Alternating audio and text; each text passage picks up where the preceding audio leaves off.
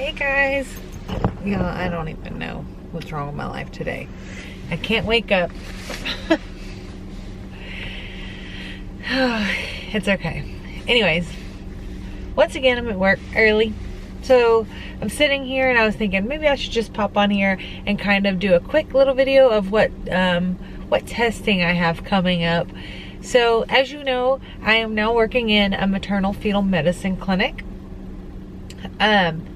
So far, I love it. I could picture myself doing this for the next 20 years, maybe longer.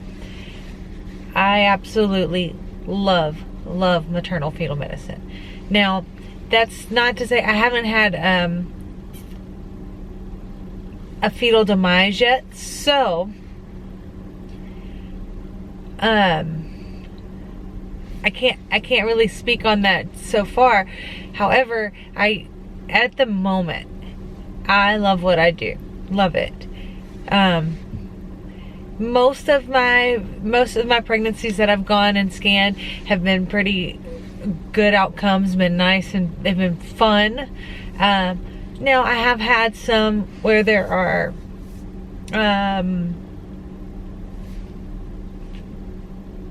problems, shall I say, but nothing too serious. So I haven't experienced that yet. I'm sure when that day comes, I will get on here and I'll probably cry and let you know how that was, but we'll see. Sorry about that, guys. My battery had kind of died and I was like trying to stop it and switch it out. But anyhow, so yeah, so I figured I'd hop on here real quick and just kind of go over what testing I have coming up. As you know, I have not yet taken my OB, or I haven't passed my OB, shall I say. I have it scheduled for January the 11th. I'm really excited to take it. This time I feel very confident. So I take that on the 11th. I will take you with me. Hopefully, when I'm done, I can have a good outcome and I can share that with you guys. I don't know why. Most people say OB is the easiest test and that RVT was your hardest exam. It was opposite for me. For me, RVT was super easy to get vascular registered.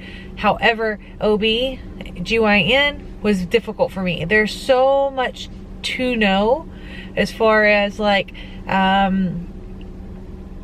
fetal abnormalities, you know, chromosomal, I don't even know if I'm saying that right, chromosomal abnormalities. So like Down syndrome, Potter syndrome, you know, all your trisomies. So there's a lot of things that you have to learn, and a lot of like things that could be like when you're scanning a pregnant mother, a baby could have club feet, and you need to know what other symptoms or signs that baby has, and to figure out what kind of trisomy the baby has. Without getting too detailed, getting too into that, that's basically how OB is. And for me, that was really hard, just trying to remember everything that you have to remember. But so I take that. Right after that, they want me to get my Nuchal translucency scan and my nasal bone scan. So basically, what we do in the clinic is we scan that with every 11 through 14 week pregnancy. So baby's really small, which makes it really difficult because baby's like, I don't even know, I can't even like centimeters, like a little peanut, like a little gummy bear. Okay, baby's so small, and you have to zoom in on it and then measure this little bitty space behind baby's neck, and you also got to visualize the nasal bone, which may sound easy to you because we're thinking about like our own faces in general and how well you can see ours. But again, it is so tiny and little tiny minute like movements. You have to have certain landmarks in that, and if other landmarks that aren't supposed to be in that scan or in that scan, that's not the proper scanning plane. So it's very difficult that they make you get licensed on it, or certifications on it, and then you have to stay up to date on those annually. So the way you do that is you submit images and they have to be passed. Now, to get these scans, there are different certificates and competencies that you have to do.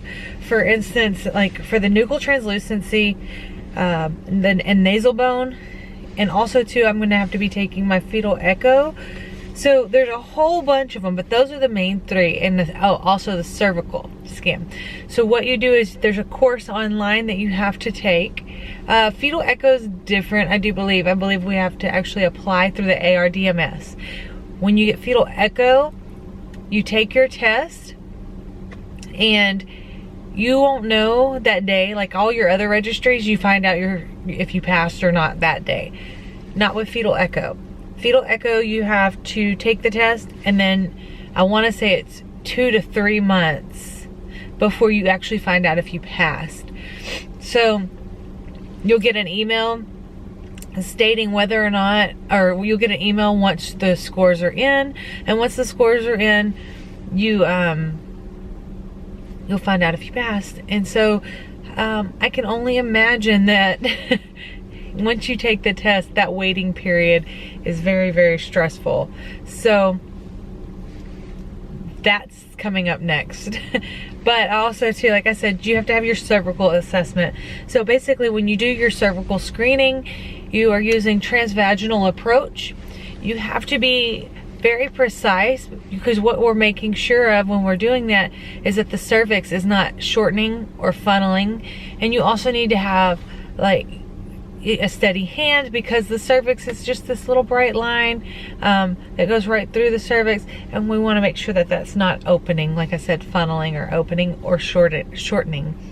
So basically you get onto the cervix, you measure it, and then you kind of like swoop through it, take a couple pictures or like a clip, and then check the blood flow. And then you're also going to put a little bit of pressure, which we call fundal pressure, and that just kind of like replicates the appearance of gravity when patient's standing up, so that way you don't actually have to have the patient standing up and everything be really awkward. Because I would not want to put a transvaginal probe on a patient and have them stand up. That would be horrible. But so you're kind of replicating that gravity. My battery's about to die, so I'm gonna try to make this quick. But my other one wasn't charged either. Anyhow, so that's one that you have to take a course, a small exam, and then you have to submit images, and all your images have to pass. If they don't pass, you have to redo it. Same thing goes with your nuchal translucency and your nasal bone. So I have my OB in January, then the nuchal translucency and nasal bone, then cervical, and then fetal echo.